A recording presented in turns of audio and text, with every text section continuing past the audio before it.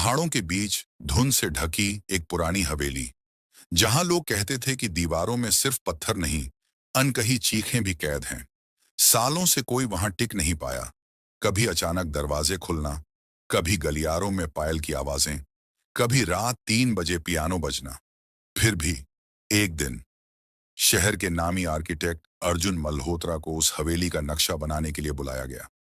अर्जुन ने जब पहली बार हवेली देखी, उसकी झरझर दीवारों में एक अजीब सा दर्द दिखा, मानो वह हवेली टूटकर होटल नहीं बनना चाहती थी। अर्जुन के साथ उसकी पत्नी रिया भी थी। रिया खुश मिजाज थी, पर हवेली के अंदर घुसते ही उसकी मुस्कान जैसे कहीं खो गई। उसे लगा कोई उसे घूर रहा है, जैसे कोई उसकी हर हरकत पर नजर रख रहा हो। बलवंत, हवेली का पुराने जमाने का केयर टेकर, चुपचाप बोला, साहब, यहाँ कुछ चीजें दिखती नहीं, पर होती जरूर हैं। रात को कमरों से बाहर मत निकलना। पहली रात रिया अचानक चीख कर उठी। अर्जुन दौड़कर आया। रिया कांप रही थी। अर्जुन! कमरे के कोने में कोई खड़ा था, सफेद कपड़े में। बस आंखें दिख रही थीं, लेकिन पूरे कमरे में कोई नहीं था। बस एक अजीब ठंड।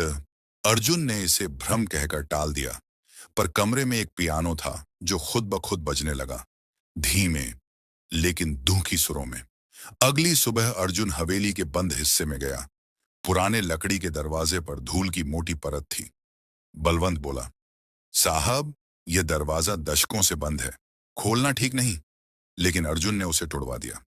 अंदर एक कमरा मिला, जहां एक बड़ी पेंटिंग थी। पेंटिंग में एक सुंदर लड़की, नीली चुन्नी, उदास आंखें, लेकिन उसकी आंखों में एक बात और थी, नफरत, गहरी नफरत।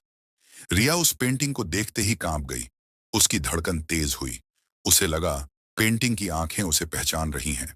रिया फुसफुसाई, अर्जुन, लगता है ये मुझे जानती है। रात में बलवंत ने अर्जुन को सच्चाई बताई। बहुत साल पहले इस हवेली में राजन सिंह जसवाल रहता था, एक अमीर घमंडी राजा टाइप आदमी। उसने पहाड़ों की एक गरीब लड़की नेहा से प्यार का दिखावा करके शादी की थी, पर अपनी हवेली में लाकर उसे कैद कर दिया। वह नेहा को किसी और से मिलते देख पागलपन की हदें पार कर गया। एक रात नेहा रहस्यमय तरीके से गायब हुई। लोग कहते हैं राजन ने उसे मारकर हवेली की दीवारों में ही दफना दिया। उसके बाद जिस भी लड़की ने हवेली में कदम रखा, नेहा की आत्मा उसे बाहर निकाल देती, क्योंकि नेहा की आत्मा को लगता था कि कोई भी लड़की उसकी जगह लेने आई है। अर्जुन डर गया, पर रिया का चेहरा बदल रहा था। वह खोई खोई रहने लगी, कभी अकेले मुस्कुराना, कभी अचानक रोना, कभी आधी रात को हवेली में घूमना। एक रात अर्जुन उठा तो रिया गायब थी। गलियारे में देखा, रिया वहीं उदास धुन पियानो पर बजा रही थी, बिल्कुल वही धुन जो नेहा बजाती थी। अर्जुन ने उसे आवाज दी, लेकिन रिया उसकी नहीं सुन रही थी। उसके होंठ हिल रहे थे, जैसे कोई और बोल रहा हो, मुझे किसी और की जगह नहीं चाहिए थी, पर इस हवेली ने मुझे कैद कर दिया। अब कोई और लड़की यहां नहीं रहेगी। अर्जुन समझ गया, रिया के अंदर नेहा की आत्मा है। अर्जुन ने हवेली के पुराने तहखाने की तलाश की। वहां धूल, जाले और टूटी चीजों के बीच उसे एक पुरानी डायरी मिली। डायरी में लिखा था, मैंने कुछ गलत नहीं किया था। राजन ने मुझे इस हवेली में बंद कर दिया। मैं बाहर निकलना चाहती थी, मैं बस आजादी चाहती थी, पर उन्होंने मुझे मार डाला। अंतिम पन्ने पर लिखा था, अगर मुझे कोई मेरी अधूरी कहानी पूरी करने में मदद करेगा, तो मैं उसे हमेशा के लिए आजाद कर दूंगी। अर्जुन रिया के पास पहुंचा। रिया की आंखें नीली चमक रही थीं, बिल्कुल नेहा की आंखें जैसा पेंटिंग में देखा था। अर्जुन बोला, नेहा, मैं तुम्हारी मदद करूंगा, बस रिया को छोड़ दो। कमरा अचानक तेज हवा से भर गया। नेहा की आवाज गूंजी, मेरी कहानी किसे सुनानी है? सालों मैंने इंतजार किया, आज कोई मेरा सच दुनिया को बताए। अर्जुन बोला, मैं तुम्हारी पूरी कहानी दुनिया को बताऊंगा। हवेली ढाऊंगा नहीं, तुम्हारे नाम से एक स्मृति बनाऊंगा। कुछ क्षण शांति रही, फिर रिया धीरे धीरे जमीन पर गिर गई।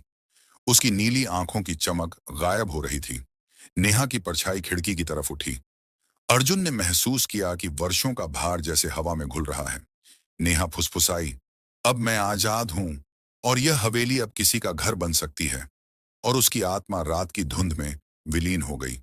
रिया धीरे धीरे ठीक हो गई। अर्जुन ने हवेली को ढाने का फैसला रद्द कर दिया। उसकी जगह वहां एक नेहा स्मारक कला संग्रहालय बनाया गया, जहां नेहा की कहानी, उसकी डायरी और उसकी अधूरी धुनें सुरक्षित रखी गईं। लोग कहते हैं, अब हवेली में न कोई साया दिखता है, न कोई परछाई डराती है। हवेली आखिरकार अपना दर्द भूल चुकी थी, और नेहा शायद किसी बेहतर दुनिया में शांति से सो रही थी।